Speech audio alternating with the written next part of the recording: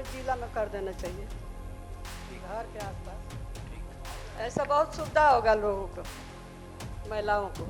सभापति महोदय, माननीय सदस्य ने जो बात कही माननीय मंत्री यह बात का आश्वासन करें कि सिर्फ मातृत्व अवकाश नहीं है, चिकित्सा अवकाश भी है, और जो महंगाई भत्ता है वह भी वृद्धि जो हुआ है वह भी, जो लंबित है अध्ययन अवकाश भी, वो लंबित को जो पुराने लंबित है उसको भुगतान करना चाहती है सरकार। ये कमिटमेंट के लिए, ये कहने के लिए हम माननीय मंत्री को आए हैं, इस पर कुछ विचार कीजिए।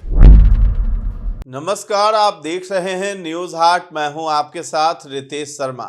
बिहार विधान परिषद में शुक्रवार को महिला शिक्षकों, ट्रांसफर नीति और शिक्षकों के वेतनमान को लेकर कई अहम मुद्दे उठे, जिस पर सरकार ने जवाब और आश्वासन दोनों दिए हैं। सदन में मातृत्व अवकाश के दौरान वेतन भुगतान का भी मामला उठा।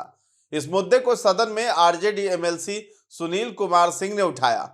इसके साथ ही साथ पूर्व मुख्यमंत्री राबड़ी देवी ने भी सदन में महिला शिक्षकों की समस्याओं को उठाते हुए मांग की है कि उनका तबादला गृह जिला में कर दिया जाए। उन्होंने कहा है कि दूर दराज के जिलों में पोस्टिंग होने से महिला शिक्षकों को परिवार और बच्चों की देखभाल में भारी दिक्कतों का सामना करना पड़ता है। इस पर शिक्षा मंत्री सुनील कुमार सिंह ने सकारात्मक रुख दिखाते हुए आश्वासन दिया है कि महिला शिक्षकों के ट्रांसफर को लेकर जल्द फैसला लिया जाएगा।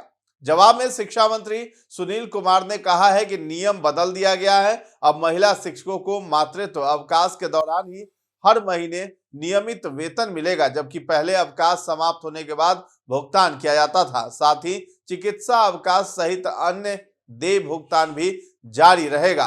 बता दें कि यह सवाल जो है नवल किशोर यादव की तरफ से भी उठाया गया।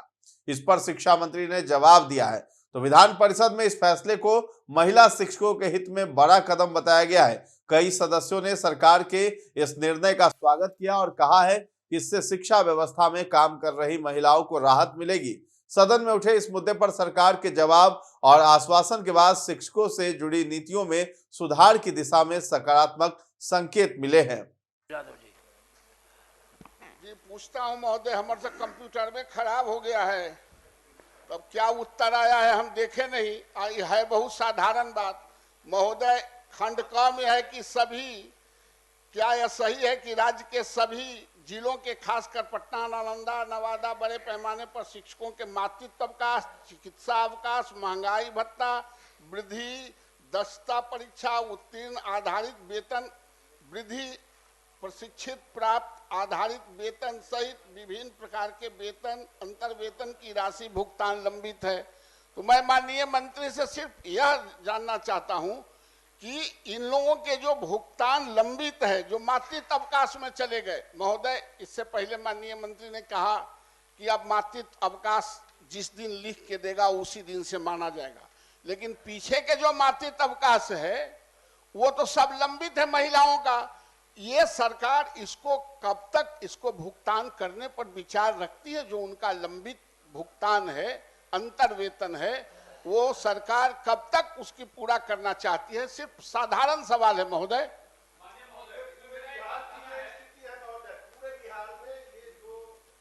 जिलों का की चर्चा है इस प्रश्न में, लेकिन हम समझते हैं कि पूरे बिहार में ऐसे बकाये राशि का भुगतान मनमाने ढंग से जिला शिक्षा पदाधिकारी के स्तर पर जो पैसा देता है, बिल्कुल खुले रूप में मैं कह रहा हूं, जो पैसा देता है उसका होता है और जो नहीं देता है उसका नहीं होता। इसकी जांच होनी चाहिए। बोल लीजिए आप भी। जिला का नहीं है ये, हमारे भी 8 जिला आते हैं, उसमें भी यह मामला बहुत गंभीर है।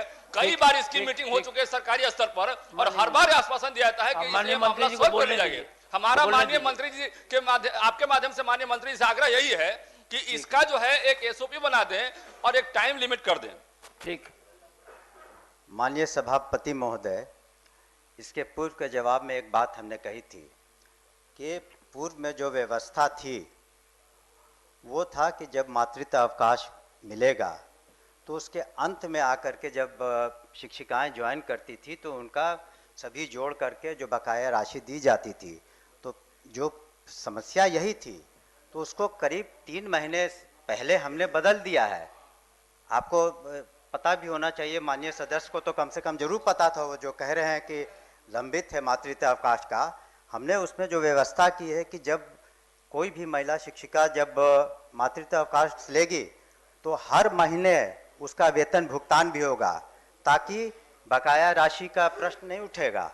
तो ये व्यवस्था हम लोग एसओपी जिसकी आप बात कर रहे हैं, एसओपी 3 महीना पहले हम लोगों ने निकाल दिया था, ताकि इस तरह का न सिर्फ मातृत्व अवकाश का, अन्य अवकाशों के संबंध में भी ऑनलाइन पिटीशन देने पर ये व्यवस्था में बदलाव हमने कर दिया है।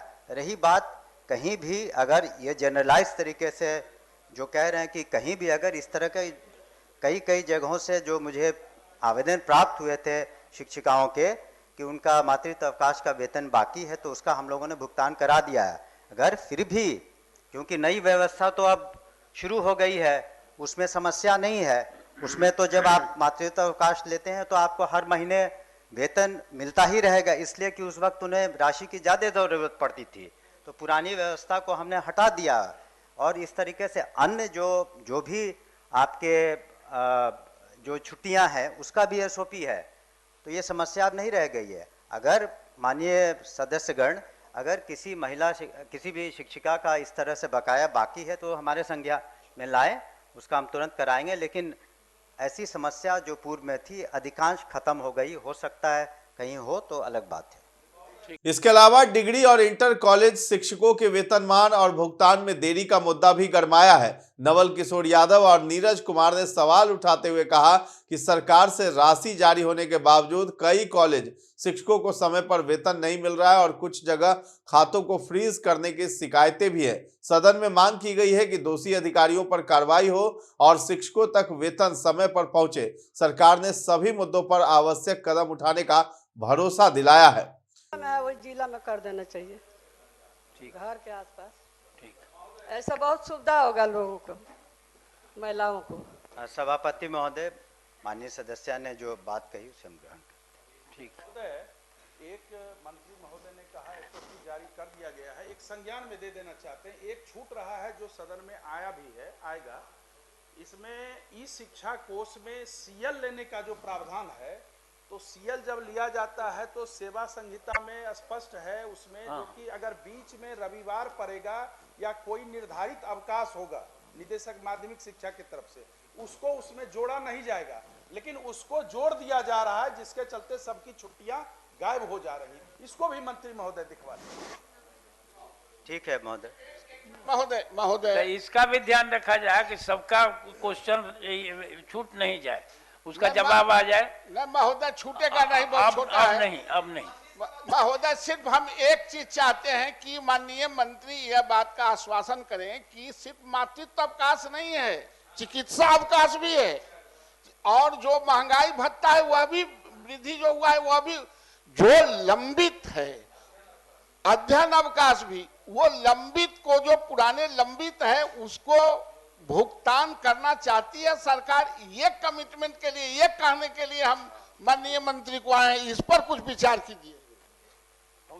माननीय सभापति महोदय, वो मैंने उदाहरण स्वरूप दिया मातृत्व अवकाश का, लेकिन जो भी लंबित ऐसे मामले हैं जो आपने जिसका जिक्र अपने प्रश्न में किया है, उसका भी हम लोग भुगतान कर देंगे, क्योंकि उनका जो हक है वो तो निश्चित रूप से जो जैसे जैसे संज्ञान में आ रहा, हर मंगल को हमने कहा कि जब समीक्षा होती है तो इन सब बातों पर भी ध्यान दिया जाता है, और बहुत मामले कम हुए हैं। निश्चित रूप से कुछ जगह मामले लंबित होंगे तो उनका भी हम लोग भुगतान कर देंगे। गौरतलब है कि पटना में चल रहे सत्र के दौरान शिक्षा से जुड़े कई मुद्दे चर्चा में रहे। राज्य में शिक्षकों की सेवा शर्तों और सुविधाओं को लेकर सरकार लगातार नीतिगत बदलाव कर रही है। बिहार सरकार के इस फैसले को महिला सशक्तिकरण और शिक्षक कल्याण की दिशा में महत्वपूर्ण कदम माना जा रहा है। वहीं राष्ट्रीय जनता दल सहित कई विपक्षी सदस्यों ने भी इस निर्णय को सकारात्मक बताया है। हालांकि अन्य लंबित मांगों पर जल्द कार्रवाई की जरूरत पर जोर भी दिया गया है। तो फिलहाल इस खबर में इतना ही है। न्यूज़ हाट के साथ बने रहें, और अभी तक हमारे चैनल को आपने सब्सक्राइब नहीं किया है तो जरूर कर लें। धन्यवाद।